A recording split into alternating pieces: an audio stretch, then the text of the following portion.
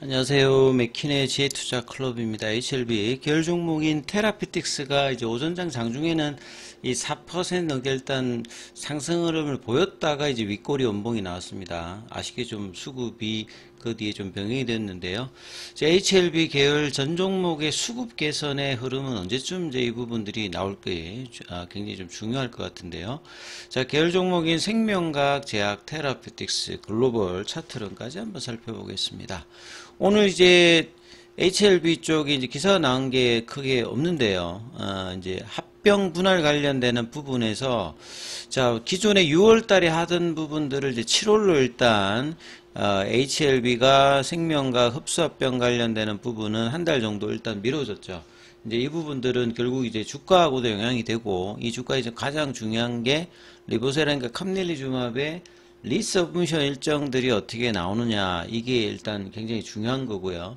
그 다음 펀더멘탈로 본다라고 하면 생명과학을 흡수합병하면서 생명과학이 이제 가지고 있는 자회사의 어떤 가치라든지 생명과학의 어떤 재무구조의 어려운 부분들을 HLB가 흡수합병하면서 보완하는, 그러니까 결국 이제 그룹 내에 경영 효율성도 높이고 재무적인 부분도 개선을 시키고, 양사가 따로 보유했던 리보세라인 관련되는 판권, 그러니까 생명과학이 이제 가지고 있는 국내라든지 일본, 유럽의 어떤 수익권 관련되는 부분들도 HLB가 다 가져가기 때문에 이 판권과 수익권 관련되는 부분을 통합으로 결국 이제 비용을 뭐 줄이고 수익을 늘릴 수 있는 어떤 부분들이기 때문에, 이런 이제 내부적인 이제 합병 관련되는 부분들은 제약바이오 기업들이 외부 M&A를 통해서 성장하는 것과 마찬가지로 성장의 한 과정이기 때문에 긍정적인 어떤 흐름들이 있습니다. 근데 이제 주가가 이제 흡수합병할 때 생명과학의 주가가 이제 중요하기 때문에 한 달 정도 리테인이 되는 어떤 흐름이 있다, 이렇게 좀 보시면 될 것 같고요. 테라피틱스가 장중에 그래도 가장 강하게 일단 움직였거든요. 오전장에 보시게 되면 9시 6분에 7,720원대까지 여기서 거래량이 좀 나오면서 10시까지는 이제 7,600원대 이렇게 유지를 하다가 이제 이후에 특히나 이제 오후 같은 경우는 이제 내려가면서 차트상으로는 장중에 이제 20일 이평선 흐름들, 그 다음에 좀 더 올라가게 되면 추세 지표인 파라볼릭도 이제 바꿀 수 있는 흐름으로 계열 종목의 어떤 선순환을 만들 수 있는 굉장히 뭐 중요한 어떤 흐름들을, 거래량도 이제 지난주 화요일 이후의 어떤 흐름에서는 가장 큰 거래를 좀 만들어냈다가 분봉 이후로는 또 이제 거래를 줄여서 오히려 이제 약보합권 정도로 일단 끝나면서 이제 5일선 흐름들을 보였거든요. 그만큼 이제 테라피틱스는 6월 달에 NK 관련되는 부분에 탑라인 발표를 앞두고, 그 전에 이제 락업 기사가 데이터 클리닝 이후에 언제 이제 나오냐가 일단 가장 중요한 부분이기 때문에, 장중에 이제 거래가 동반되고 움직인다라고 하면 굉장히 이제 뭐 좀 흐름들이 좋아질 수 있는 모멘텀을 가지고 있거든요.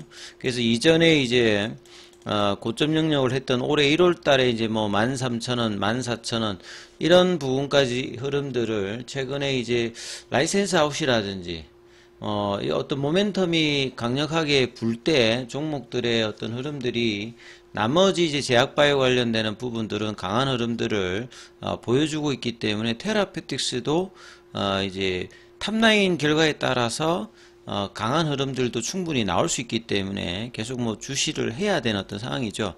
지난주에 바이오 포럼에서 이 RGN 259 관련해서 그 클라인만 이제 CSO 관련되는 이제 기사를 한번 살펴봐 드리면요.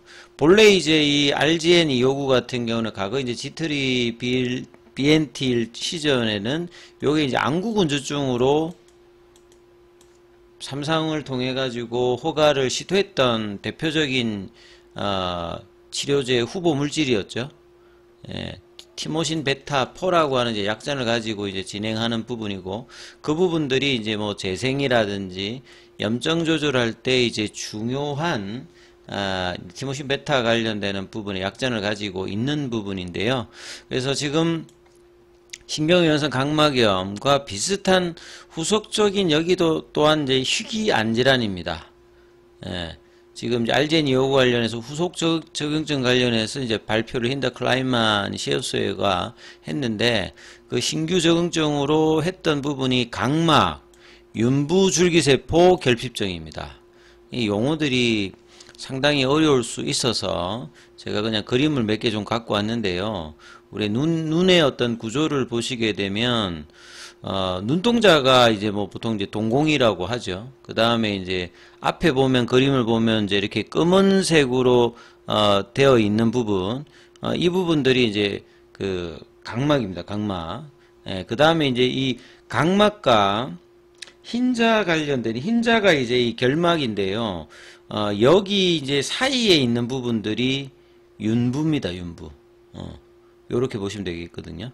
근데 이게 경계선에 있는 부분들이 이제 윤부인데, 윤부는 이제 이런 이제 각막 관련되는 부분의 어떤 상피세포 관련되는 부분들을 계속 이제 생성시켜주는 일종의 이제 중간 단계의 어떤 물질이에요. 예, 윤부라고 하는 것 자체가. 근데 이게 유전적 요인이 있든지 아니면 이제 뭐 외상이라든지 염증, 콘택트 렌즈를 많이 착용하지 않습니까? 이런 것 때문에 윤부 줄기세포가 한 1% 정도 윤부에 있는데요. 이 부분들이 이제 손상을 해서 이제 회복이 안 되면 각막 재생 관련되는 상피세포 관련되는 부분들이 안 되면서 나중에는 뭐 천공까지 가서 시력을 잃어버리는 이런 어떤 이제 부분의 질환이고, 그 다음에 이제 약 같은 경우에도 보시게 되면 유럽에서 이제 홀로클라라고 하는 게 이제 유일한 어떤 치료제로 승인돼 있는 부분이거든요. 현재 RGN 역으로 이제 이 각막 윤부 줄기세포 결핍증 관련해서는 전임상 단계인 동물 실험을 지금 추진하고 있습니다. 이걸 지금 하고 있는 게 아니라 연내 만약에 이제 실험을 시작하게 되면, 이걸 만약에 끝내게 되면 알제니 요구가 안구근주증이나 아니면 신경연성 각막염 관련되는 대부분의 이제 3상까지 가 있기 때문에 1상에서 이제 안전성 데이터는 이 약물이 허가를 받지 않아도 대부분 있기 때문에 전임상에서 동물 임상에서 뭐 이제 그 독성이라든지 유효성 관련되는 부분들이 이제 끝나게 되면 사람을 대상으로 하는 임상에서 1상은 뭐 건너뛰고 이제 2상을 시작할 수 있을 거라고 이제 좀 굉장히 전향적인 어떤 기대를 하고 있는 거죠. 그리고 이제 이런 윤부줄기세포 관련되는 결핍증 관련해서 시장 규모도 한 3조가 이제 일단 넘기 때문에 그 틈새 시장인 안과질환에서 희귀 안기질환으로서 시장 규모가 치료제가 그렇게 많지가 않기 때문에 마치 NK 관련되는 부분에서 알제니 요구의 경쟁 약물인 옥사베이터 같은 경우에도 미국에서는 블록버스터거든요. 그러니까 요 흐름하고도 시장 규모가 뭐 비슷한 어떤 흐름을 가지고 있죠. 그래서 알제니 요구 같은 경우는 티모시 베타의 기전을 갖고 있기 때문에 뭐 염증이라든지 재생 관련되는 부분, 이제 이런 것들을 통해서 이 각막 윤부줄기세포 치료제 관련되는 부분에서도 긍정적인 어떤 비율을 가지고 있고, 지금 NK 같은 경우에는 6월 말에 이제 최종적인 탑라인 데이터가 나올 것으로 지금 기대가 하고 있고, 지금은 데이터 점검 단계를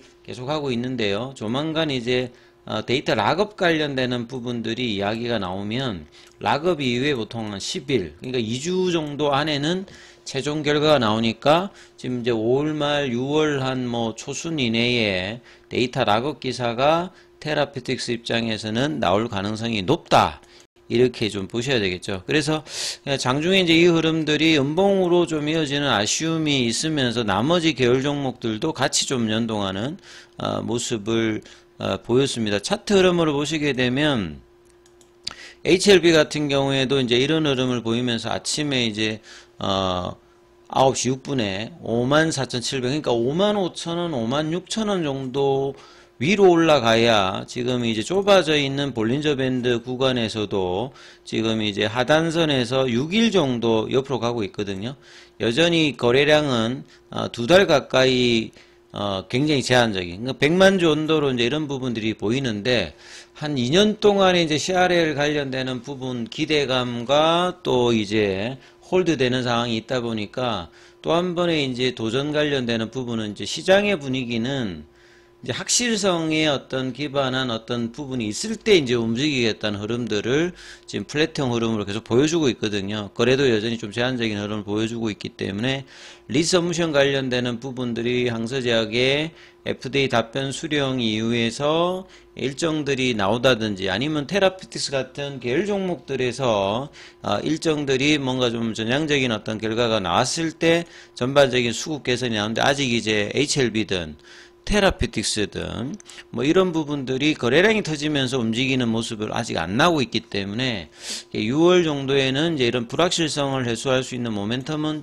충분히 이제 있는 상황이기 때문에 이런 부분들을 중심에서 뭐 봐야 되는 어떤 상황이죠. 그래서 6개월 동안 추가 하락은 제한적이면서 상방에 대한 어떤 시도는 계속하고 있습니다만 장중에 이제 윗골이라든지 음봉으로 좀 아쉬운 흐름들을 이어가고 있죠. 그래서 HLB 이제 수급에도 보시게 되면 지금 외국인 쪽에서는 6만 주 정도, 기관에서는 조금 이제 매수를 했는데 5월달 들어서 전반적으로 이제 외국인들의 어떤 수급 흐름과 주가 흐름도 거의 비슷하게 지금 연동하는 모습을 보이고 있고요.